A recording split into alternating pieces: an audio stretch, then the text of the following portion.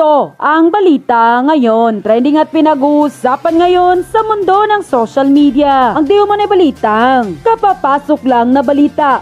Mainit na sagutan ngayong araw, September 23, 2025, sa ikinasang ikalimang pagdinig ng Senate Blue Ribbon Committee ng mataas na kapulungan ng Senado at nagkainitan sina Senator Ping Lacson at Senator Rodante Marcoleta. Tila nagbanggaan si Senator Rodante Marcoleta at Senator Ping Lacson sa Senate hearing matapos ipahayag sa isang panayam na maaring maging state witness si Bryce Hernandez na kasalukuyang iniimbestigahan kaugnay ng umano'y mga ghost project ng DPWH. Narito ang full video kung papaano hinarang ni Senator Ping Lacson ang mga katanungan ni Senator Rodante Marcoleta at mainit na sagutan ng dalawang senador sa ikinasang Senate Blue Ribbon ng Senado. Narito't panoorin ang full video. Pero bago ang lahat, kung bago ka pa lamang sa aming channel, please huwag kalimutang mag-like, subscribe at i-click ang notification bell para mas maging updated ka pa lalo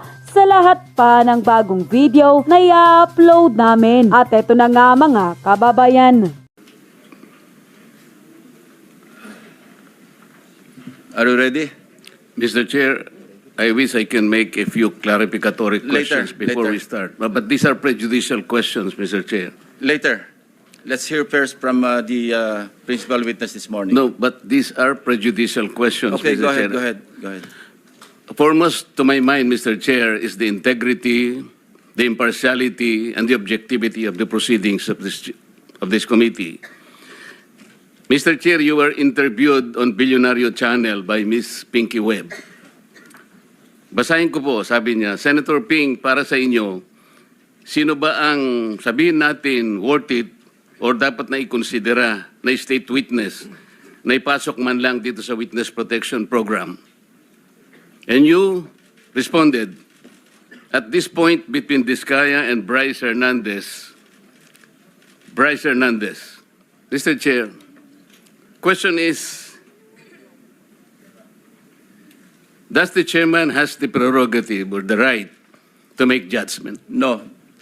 That's my perspective, no? That's my personal opinion outside of the hearing or outside of this hall.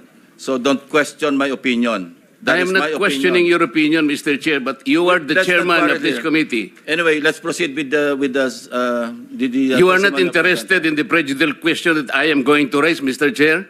Go ahead, you raise your Kaya nga sinasabi ko sa inyo You're an questioning my investigator, opinion. we are investigating. Away kagad tayo rito. Mr. Chair, we are still Hearing is suspended. investigating. Will question the objectivity of these proceedings if you will not allow me raise this point. Maybe in the plenary this afternoon I will raise it. Go ahead. Mr. Alcantara, you proceed with your statement. I will question. Proceed. Ano pang gagawin natin dito?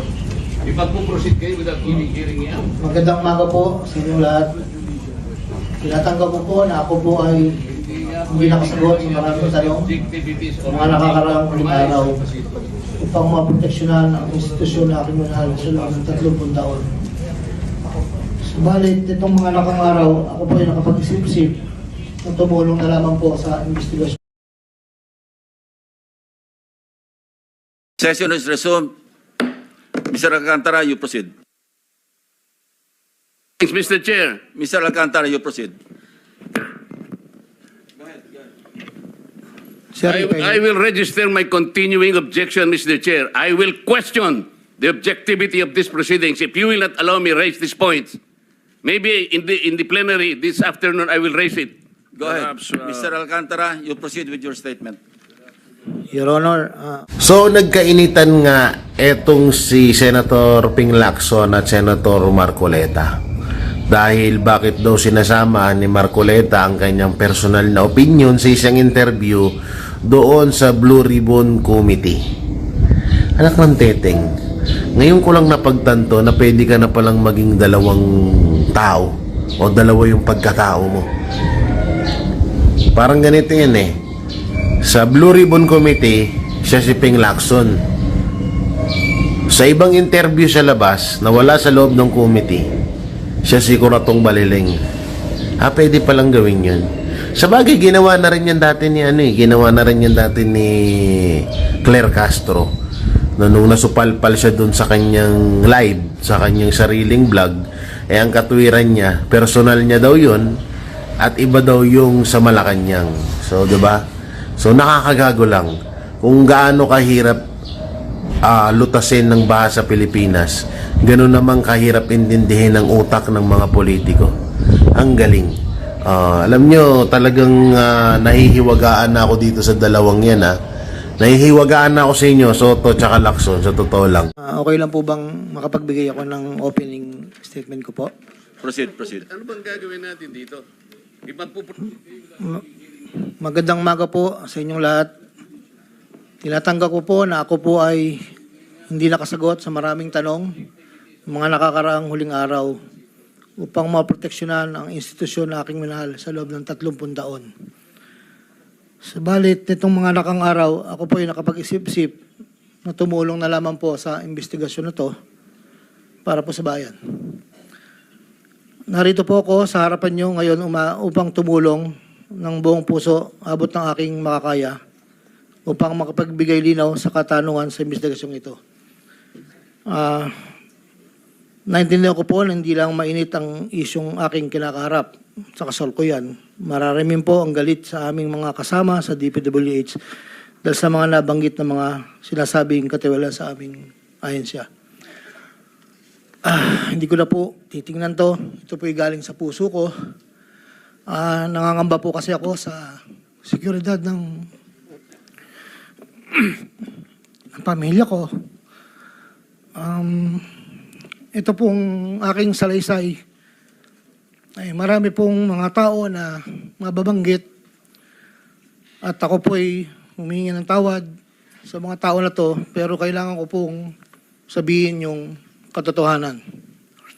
Nihiling ko lang po sa ating buting chairman, sa ating Secretary Justice po, na maproteksahan po yung pamilya ko. Medyo napakabigat po ng mga babanggitin ko rito.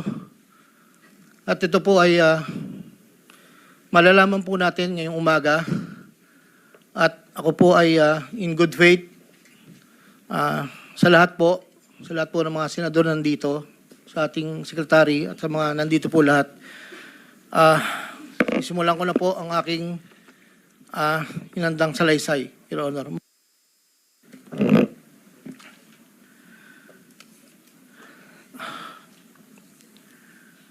Sa akin pong boss,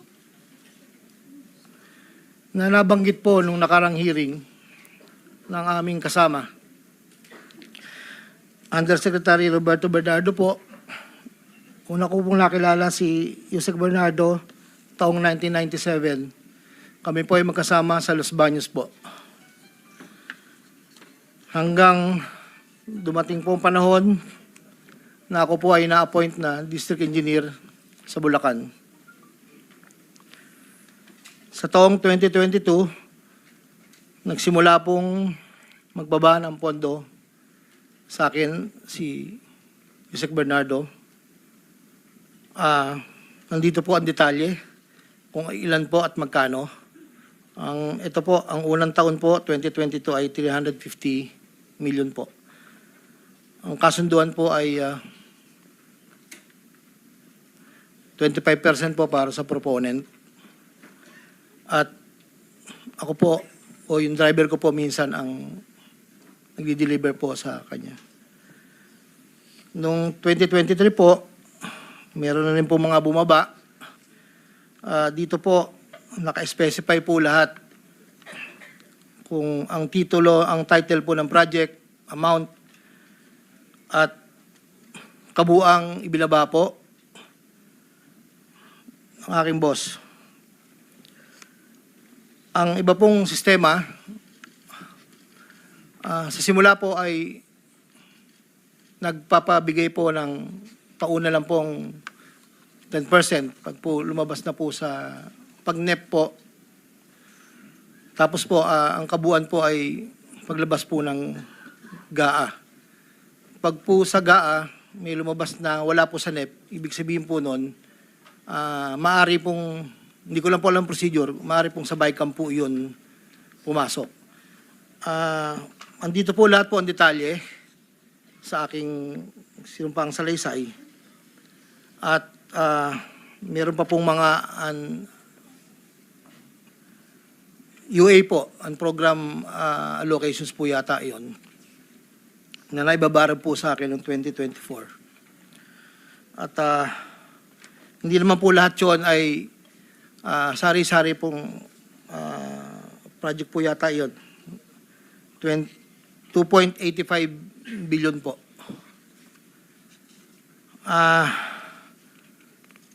Yung pong sa 2024 na UA, bukod po yung meron pong BICAM and NEP.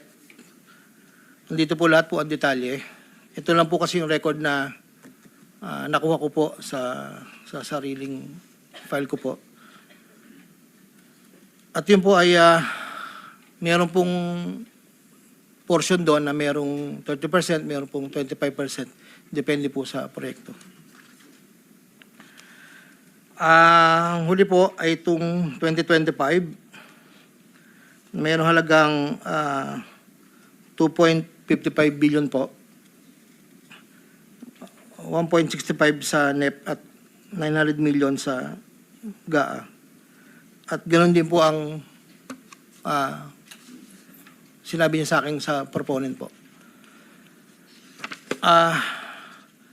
Doon po sa sinasabi na meron daw pong ang ating Senator Jinggoy Estrada na di umano'y meron pong sa listahan na pinakita po noong nakarang hearing. Yun po, ako po ang nagpasa ng listing po kay Yusek Bernardo. At ang sabi niya po ay meron ka pa bang kailangan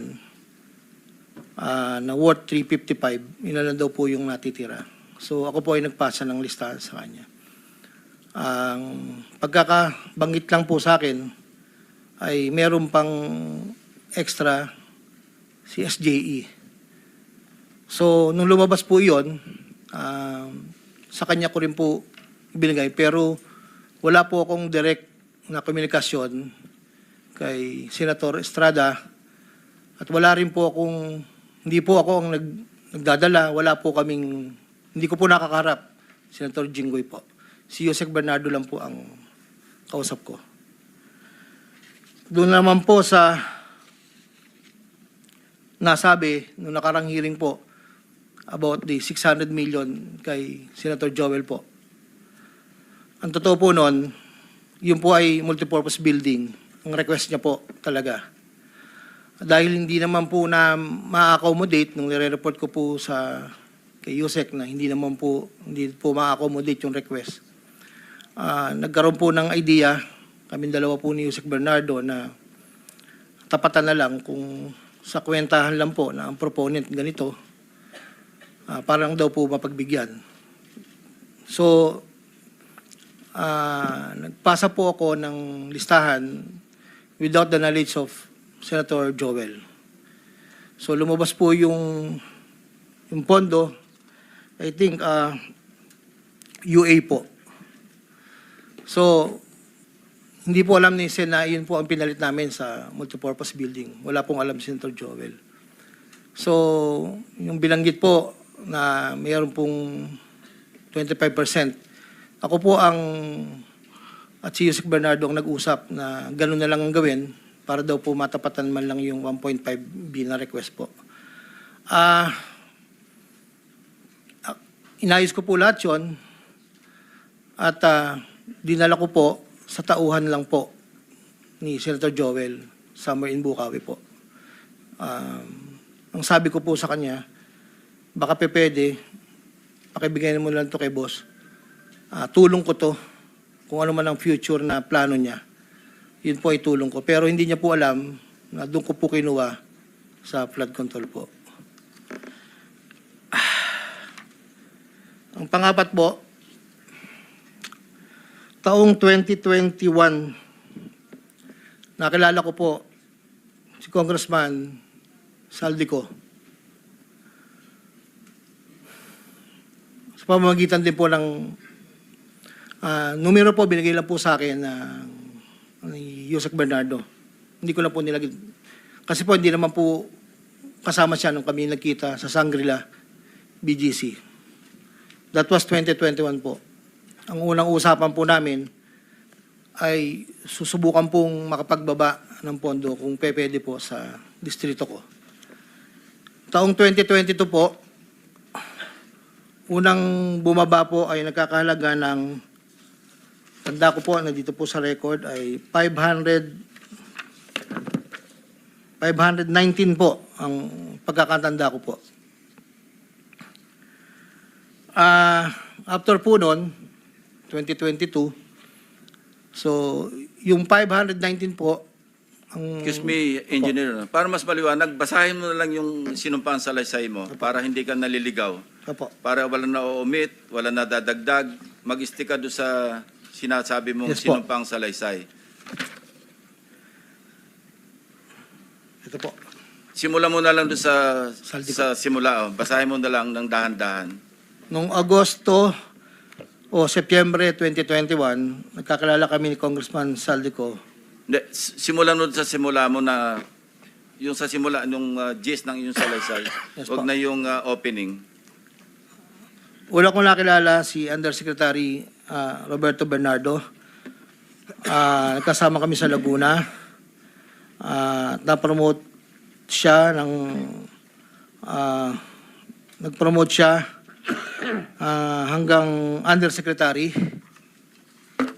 Si Yusek Bernardo ang tumulong sa akin para may talaga ako bilang District Engineer sa Bulacan First DO noong 2019, panahon ng Secretary ng DPWH si Secretary Mark Villar. Nung panahon na yun, ang tanda ko po, Undersecretary for Operations sa Visayas, si Yusek Bernardo. Taong 2022, na magsimulang magbaba ng pondo sa aking DO, si Yusek Bernardo, ang kasunduan ay 25% para sa proponent. Ang proyekto ayon kay Yusek Bernardo, ang kabuuan ng mga proyektong naibaba ni Yusek Bernardo sa aking DO ay nagkakahalaga ng 350 million na sumusunod. Nandito po. Noong 2023, ang kabuuan ng mga proyekto na ibaba ni Yusek Bernardo sa aking DO ay halagang 710 million. Mula sa halagang ito, 450 million ang pumasok sa NEP, 260 naman po ang sa GAA. Ang para sa proponent, 25% po, at may advance ito na 5 to 15 na kalimitang hinihingi ni Yusek Bernardo kapag ganap na ang NEP, base sa pagdinig sa Kamera del Representante. Samantala, ang pondong na BICAM ay may advance payment na 5 to 10. Nakalimitang hinihingi matapos ang deliberasyon ng BICAM at ang balansa ay babayaran pagbuo paglabas ng GAA. Ang detalye ng mga proyekto ay nandito po. Noong taong 2024, may kabuuang pondo na 3.3 billion, 150 sa NEP, 300 million sa GAA, 2.85 sa UA. Nung naipababa ni Yusek Bernardo sa aking DO, muling nagpatuloy ang 25% na bayad sa proponent ng mga proyekting to na binibigay ko kay Yusek Bernardo. Tulad ng 2023, ang usapan ay mayroon ding advance payment, depende na lamang kung ito NEP o GAA. Kaya limitang inutusan ko ang aking driver na dalhin ang proponent kay Yusek Bernardo, minsan po sa parking ng Diamond Hotel. Ang detalye ng NEP 2024 ay may andito po nakasulat po. Ayon kay Yusek Bernardo, ang GAA insertions ng 2024 na magkakalaga ng 300 para po 300 million na para kay, sabi niya po sa akin, para kay Senator Bong Revilla na noon ay kumandidato bilang senador para sa 2025. Sinabihan ako ni Yusek Bernardo, Henry, kay Sed Bong yan, baka gusto mo tumulong sa kanya. Dagdagan mo ang proponent ko na bahala. Sinabi ko kay Yusek Bernardo, sige po boss, kaya po imbis na 25 ay naging 30 ang naging proponent doon po sa 3 project na nakalagay po dito. Ang project po ay construction of flood control structure along Angat River, Sipat Section Plaridel, construction of flood control structure along Angat River, Lumang Bayan, construction of flood control structure along Giginto River, Malis Section, Giginto.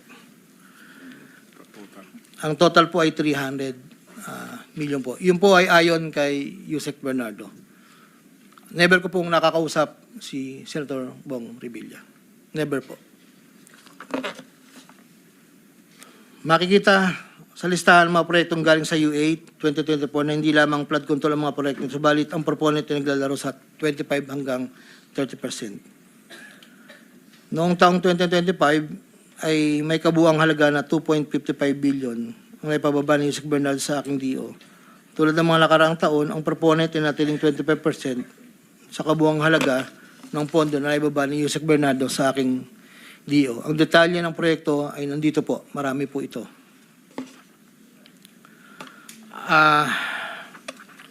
Taong 2022, yun nga po, nabanggit ko kanina, humiling si Senator Joel Villanueva ng proyektong multipurpose building, ikakalaga ng 1.5B. Sa halagang 1.5B ay 600 million lamang ang napagbigyan na pondo para sa multipurpose building. Hindi ito napagbigyan, kaya napilitan kaming gumawa ng paraan ni Yusek Bernardo. Hindi humingi ng partikular na proyekto o porsyento si Senator Joel, pero inutos ni Yusek Bernardo na bigyan na lamang ng proyekto na may katumbas na 150 million na proponent. Dahil dito, nabigyan si Senator Joel ng proyektong Unprogrammed Operations ng 2023, nagkakalaga ng 600 million na pawang mga flood control ng mga proyekto at kung saan susumahin na 25% na proponent ay may halaga na 150 million. Hindi alam ni Senator Joel na flood control ang mga proyektong nailan sa kanya dahil ang aking pagkakalam ay ayaw po ni Senator Joel ang project na flood control. Ang halagang 150 million dila ko sa rest house sa Barangay Igulot, Bukay, Bulacan na iniiwan ko po sa tao niya na ang nagangalan lang pong Peng. Sinabi ko kay Peng na pakibigay na lang kay boss, tulong lamang yan para sa future na plano niya. Hindi po nila alam na doon galing yon sa flood control. Matapos po na hindi na po kami nagkausap. Sa kay Senator Jinggoy naman po, sa pagkakatanda ko, nasa 2024 budget hearing kami sa Senado. Kasama ko si Yusek Bernardo sa pagitan ng alas 9 hanggang alas 10 ng gabi. Habang kami naghihintay, tinanong ako ni Yusek Bernardo kung meron pa akong gustong lagyan at meron pang available na 355 si SJE. Ayon po kay Yusek Bernardo. Sabi ko po, boss, meron naman. Sagot ni Yusek Bernardo sa akin na ipasok ko agad sa kanyang listahan ng oras na yon. Agad-agad po akong nagpagawa ng listahan sa staff ko at sa loob ng 10 to 15 minutes, pinasa ko na po ang listahan kay Yusek Bernardo. Ito po ang listahan ng mga proyekto na banggit. Ito po ay puro pumping station po with floodgates. Ito po ay phase 3 dahil may nauna na pong phase 1, phase 2. Ito po ay 7 project. Meron pong 360 million, isang 45, isang 50, dalawang 40 million na may kabuang 355. Ang proponent po nito ay 25% at binigay ko Yusek Bernardo kasama ang may iba pang proponent na mga pondong binaba niya sa akin para sa taong 2025. Wala po akong direktang transaksyon o direktang pakipag-ugnayan kay Senator Jinggoy. Pangapat, Congressman Elsaldi ko. Noong September 2021, nagkakilala kami ni Congressman Saldico sa isang pagtitipon meeting sa Shangri-La, Bonifacio. Doon ay napag-usapan namin ang plano ni Kong Saldi na sumubok na magbaba ng pondo papunta sa aking distrito para sa iba't ibang proyekto. Pagkalipas ng higit kumulang na isang buwan mula sa aming unang pagkikita, ako ay nagpasa sa kanyang listahan ng mga proyekto na may kaugnayan sa flood control at ang mga proyekto yung tayo lumabas sa General Appropriations Act of 2022 na nagkakahalaga ng, andito po, 1, 2, 3, 4, 5, 6, 6 na proyekto po to. At ang pagkakatanda ko po to ay 519 million, ang una po. Sa pagitan ng 4 na taon, mula 2022 hanggang 2025, naging tagapagtaguyod si Kong Saldi ng mga proyekto sa Bulacan First. May higit kumulang 426 na proyekto. Ang kabuang halaga ng proyekto na ito, ayon po sa nalakap kong record, ay hindi bababa sa 35 billion, 24 million pesos. Million or billion? Billion, Your Honor. At yun na nga mga kababayan, ano na ang masasabi mo? Kung mayroon kayong hinaing at komento patungkol sa balitang ito, please comment down below. Pag-uusapan natin yan sa comment section. At kung nagustuhan nyo ang video, ay huwag kalimutang mag-like at i-share na din para mas marami pang makaalam at umabot ito sa marami sa ating mga kababayan. Maraming salamat po!